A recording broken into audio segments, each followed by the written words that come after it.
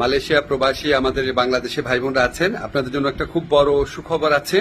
মালয়েশিয়াতে যারা বাংলাদেশের আমাদের শ্রমিক ভাই বোনরা আছেন তাদের জন্য মালয়েশিয়া সরকার মাল্টিপল এন্ট্রি ভিসা দিবে এই ঘোষণা দিয়েছে।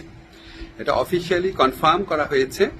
আমরা যখন গত মে মাসে মালয়েশিয়াতে সফর করি তখন মালয়েশিয়ার যে স্বরাষ্ট্রমন্ত্রী আছে ওনার সাথে আমার এবং আমাদের যে ডেলিগেশন টিম ছিল আমাদের মিটিং হয়েছিল।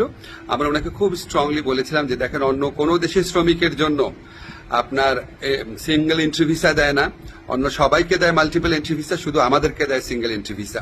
তো উনি আসলে খুব অবাক হয়েছিলেন শুনে। উনি সংশ্লিষ্ট কর্মকর্তাদের জিজ্ঞেস করেছিলেন মিটিংয়ে যারা ছিল, তারা ওনাকে কনফার্ম করেছে যে বাংলাদেশের ক্ষেত্রে এই বৈষম্যমূলক ব্যবস্থাটা আছে। তো উনি এটা শুনে সাথে সাথে নির্দেশ দিয়েছিলেন। তো আমরা কনফার্ম হয়েছি মালয়েশিয়া সরকার এখন থেকে আমাদের যারা বাংলাদেশি শ্রমিক ভাইরা আছেন তাদেরকে মাল্টিপল এন্ট্রি ভিসা দিবেন।